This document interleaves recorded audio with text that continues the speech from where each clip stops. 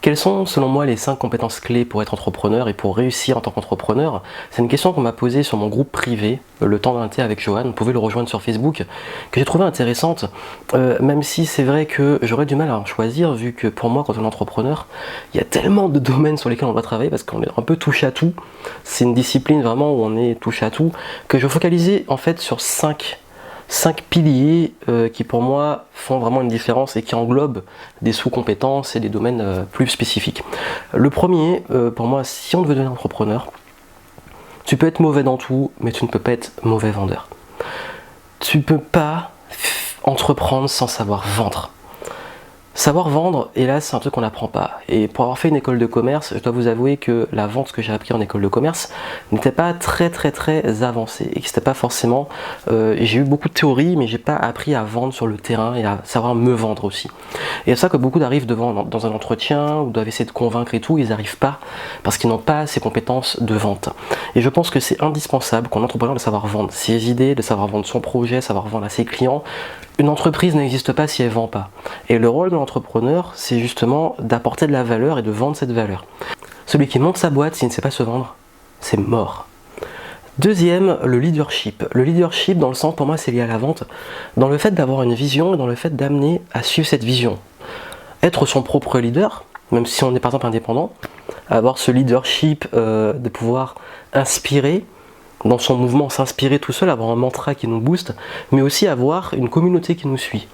Parce que forcément, si on a des clients, on a une cible, on a une communauté, et même d'amener les partenaires, les personnes autour de nous, à adhérer à cette vision, à nos valeurs, et à continuer à nous suivre. Donc je pense qu'il est important de devenir un leader entrepreneur, et d'avoir cette capacité finalement à porter le projet et les personnes autour du projet vers la vision qui a été définie, vers une même vision. Troisième chose, et là c'est très large, c'est le mindset. La résilience, la persévérance, la confiance en soi, la pensée positive, l'art de gérer l'échec, tout ça, avoir un mindset à succès. Et ça, je sais que ça englobe beaucoup de choses, mais pour moi, un entrepreneur, en fait, ses résultats sont à la hauteur de son développement personnel. Et oui, et je dis ça souvent maintenant, vos résultats, ils sont à la hauteur de votre capacité à vous élever vous. Parce que c'est quand vous développez votre état d'esprit et votre faculté à avancer, à progresser, que vous augmentez vos résultats. Et je pense que c'est important de développer son mindset avant tout. Beaucoup veulent aller directement sur des stratégies avancées, ils veulent toujours avoir les derniers trucs à la mode pour vendre justement ou pour aller plus loin dans leur business, mais ils oublient que souvent à cause des croyances limitantes, à cause de leur manque de discipline, à cause de leur manque d'épaule parfois à gérer les risques, parce que l'argent c'est aussi un travail psychologique, ils se bloquent, ils sont bloqués ou alors ils n'avancent pas. Quatrième compétence clé, pour moi quand on est entrepreneur, je dirais que c'est, et ça me tient à cœur, c'est la gestion du temps.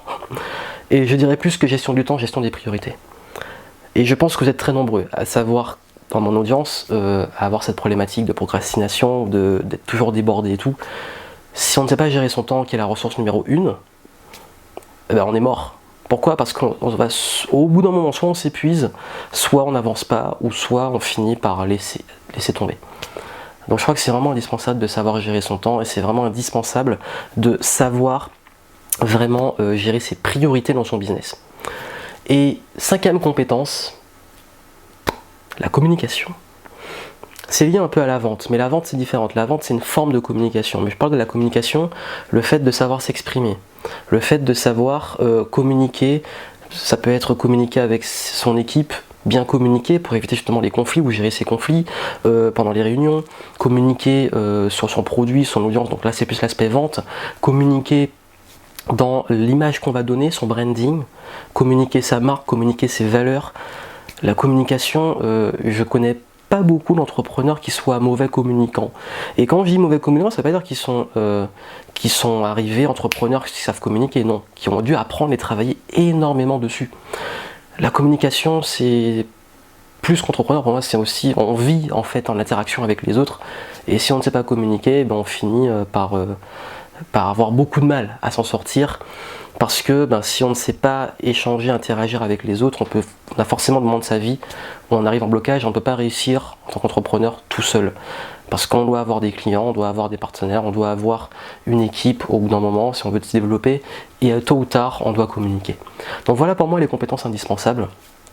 Vendre, leadership, mindset à succès, gestion du temps, communication.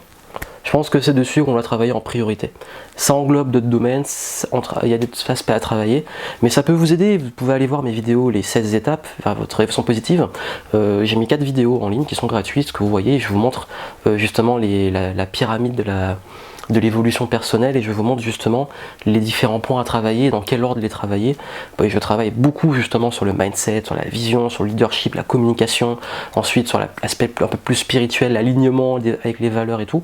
Allez voir ça, je vous mets le lien en description et puis ça peut peut-être vous aider à faire ce travail plus global sur l'attitude et les savoir-être et savoir-faire pour réussir et vous accomplir notamment en tant qu'entrepreneur.